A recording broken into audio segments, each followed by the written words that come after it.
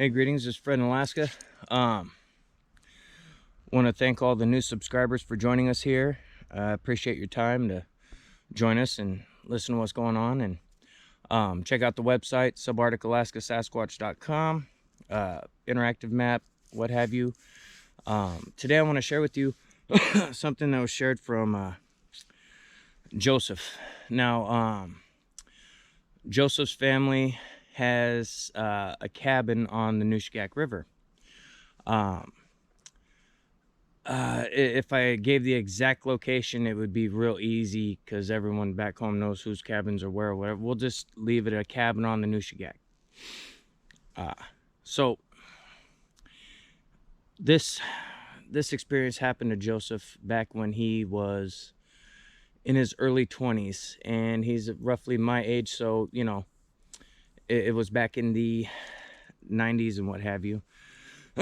Well, pre-2000, we'll leave it at that. So part of this cabin, when they were finished building it, from what Joseph was telling me, they were having a hard time getting someone dependable to run the skiff of supplies up when they would need something.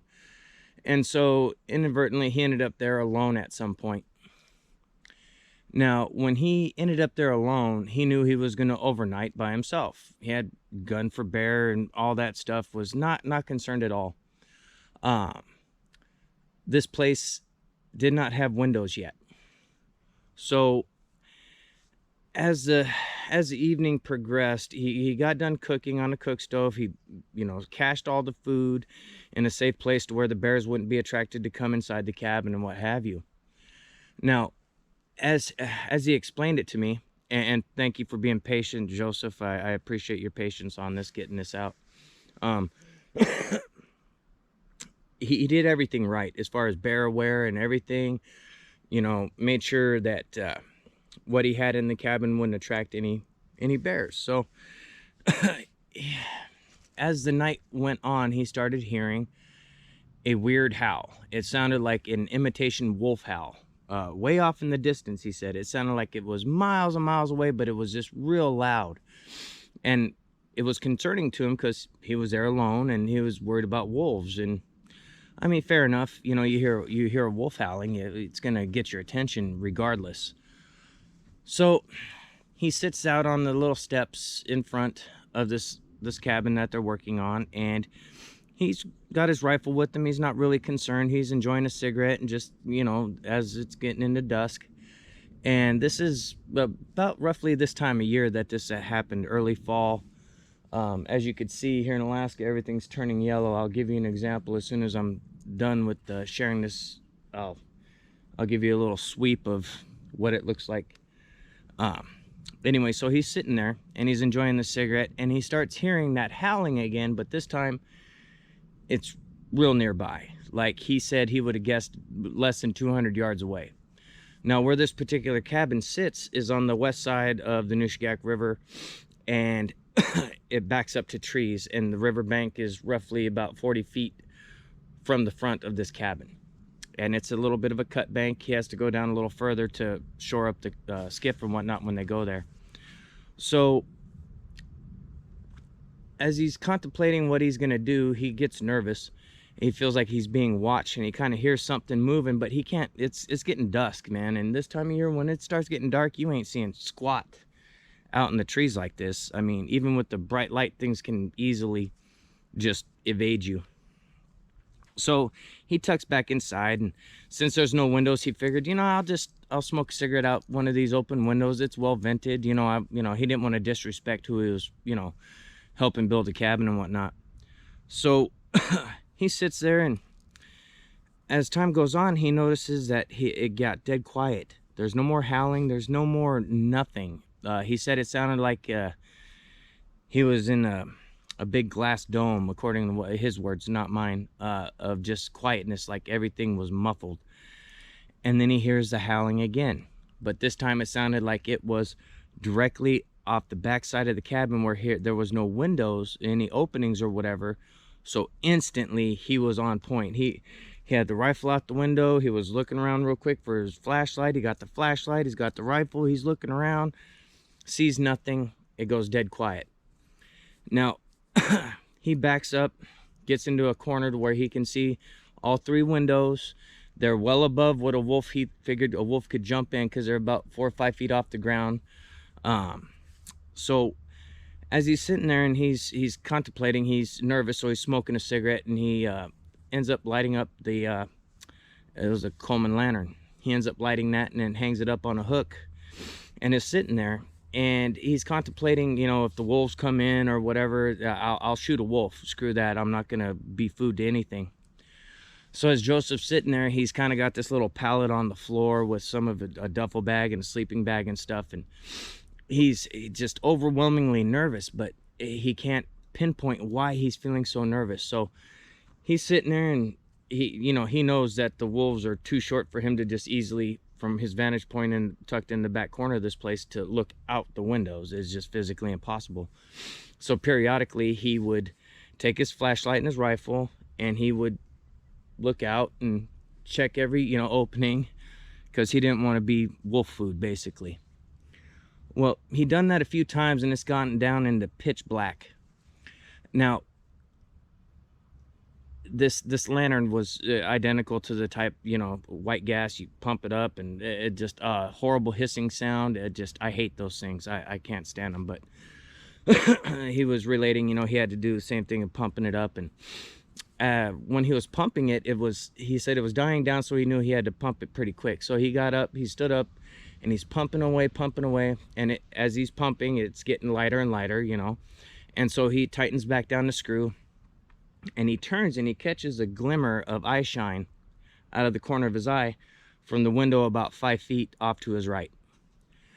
The eye shine, however, was up at the upper corner of that window, so that would have to be approximately, according to his guesstimate, 10 to 12 feet off the ground for this eye shine for him to have noticed it. And immediately he dropped to the ground, grabbed his rifle, and felt overwhelmingly, he said it wasn't scared. He said it felt like imminent demise of some kind. He just couldn't pinpoint where the feeling was coming from. So he's hyper vigilant. He's down on the ground. He's kind of shaking a little bit. He just saw this eye shine. He heard some kind of movement. He kind of felt the place kind of jostle a little bit from like something big and heavy bumping it. So he was thinking, well, crap, that could be a big bear, and it was standing up to look into the window. It saw me, and now it's leaving. So he painted that picture in his mind, that the bear, what he assumed was a bear, looked in, caught the eye shine, dropped down, bumped the cabin as it was leaving. That's what he was telling himself. So he's sitting there in the quiet and really, really not liking where he's at. At this point, he was chain smoking and running low on cigarettes.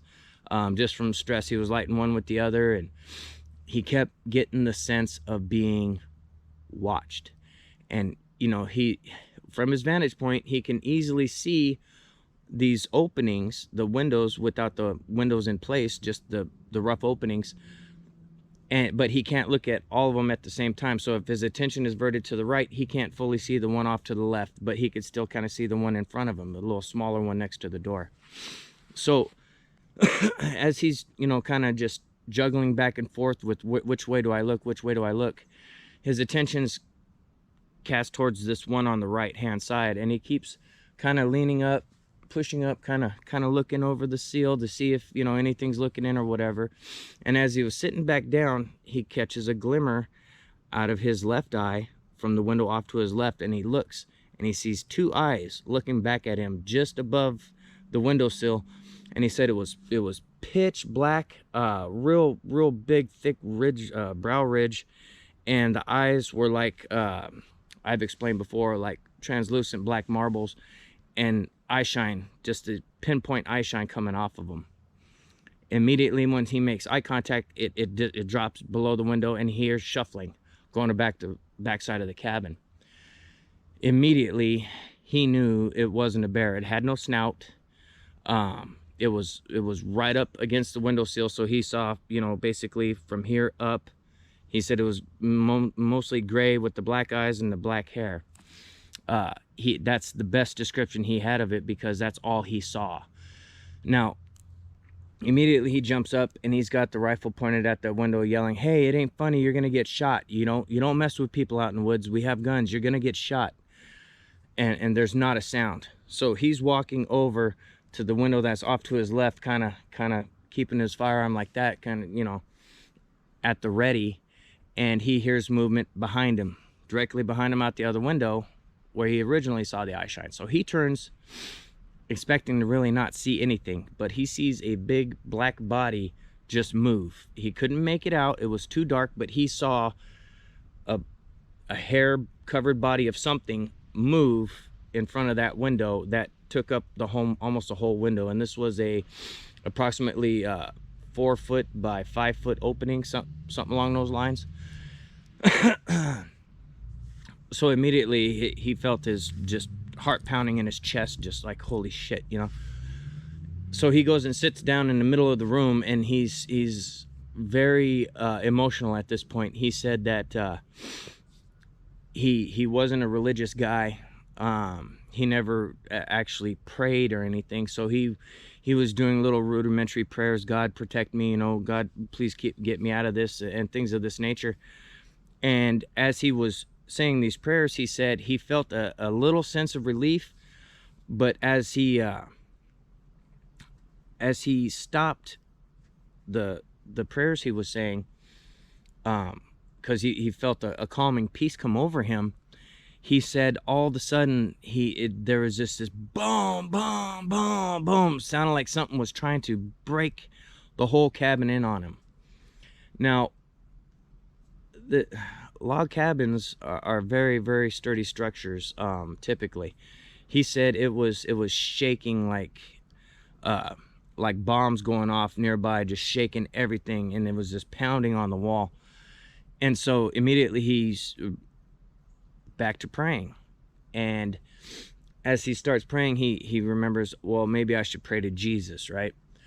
So he stands up and he starts looking out the windows, and he starts crying out for Jesus to help him. And as he's doing so, he said he could feel darkness around him. Now, these are his words. I'm just sharing what Joseph said. He said he felt the darkness around him, and he stopped crying out for Jesus, and he popped some shots out the windows. Boom, boom. Kind of like going in a circle, firing off a couple shots out the windows. It was hyper paranoid. He was yelling and cussing, you keep messing with me, you're gonna get shot. Just all of that stuff. And he's reloading, and he doesn't have a whole lot of ammo. And so as he's emotionally working through this mini breakdown, he was having an emotional breakdown in those moments.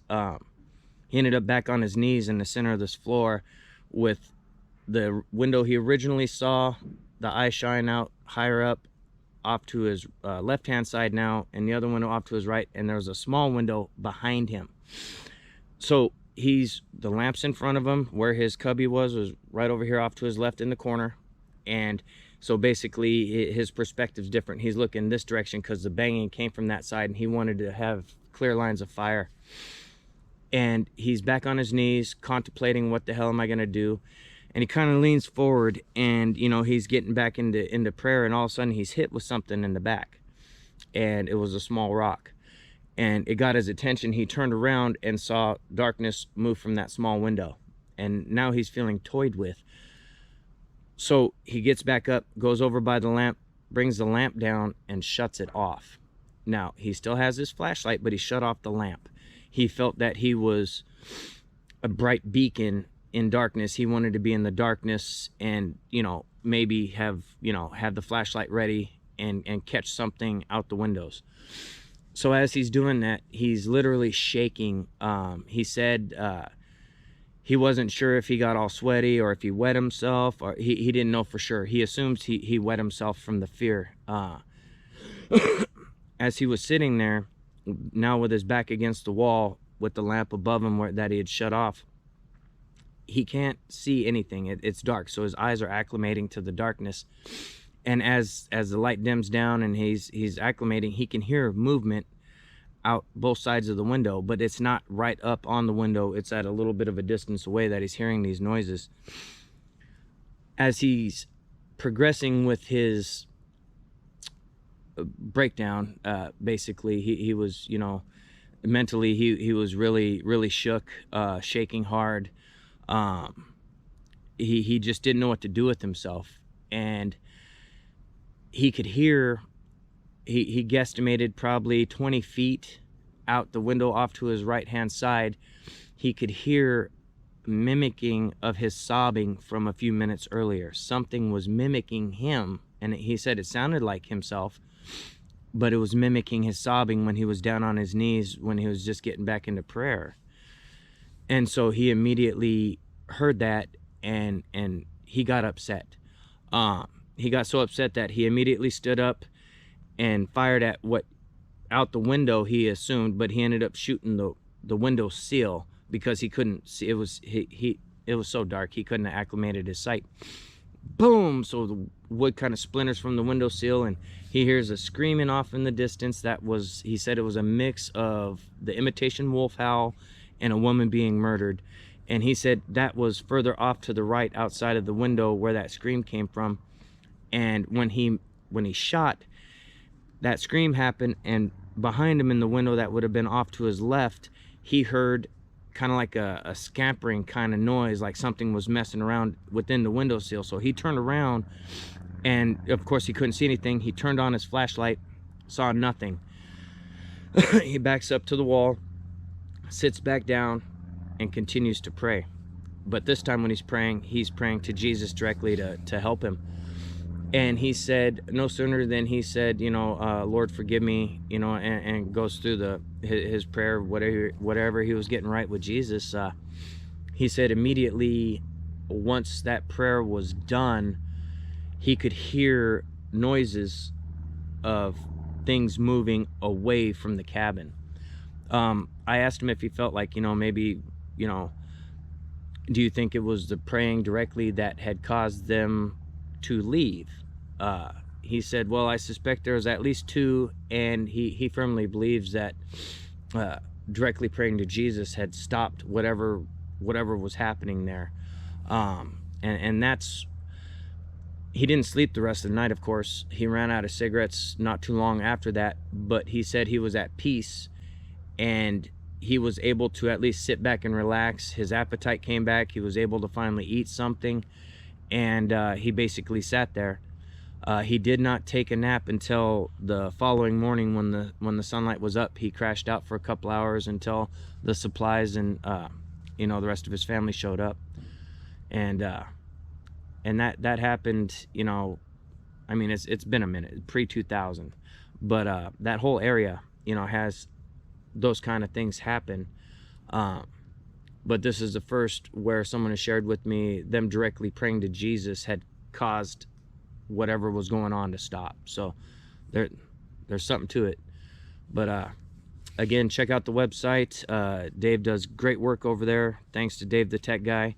Thanks for you guys' patience between videos here. I was down in Oregon and Washington over this Labor Day weekend, checking out some Bigfoot stuff and what have you. And thanks again to all the new subscribers. And Joseph, sorry it took a minute to get this out. Appreciate you being patient and sharing with me. And also to people, anyone who reaches out to me, I get back a hold of them. I'm the same guy on camera, off camera. It doesn't matter. I get phone calls all the time, you know, from down in the States, and people who have once lived up here and people who've never lived up here and just curious with questions. So don't ever be embarrassed to ask a question, because I answer all that I can. Again, I'm just some dude in Alaska though, so any answer I may have, I'm not an expert on shit. So keep that in mind as well. Anyway, thanks again for joining me. We'll catch you on the next one.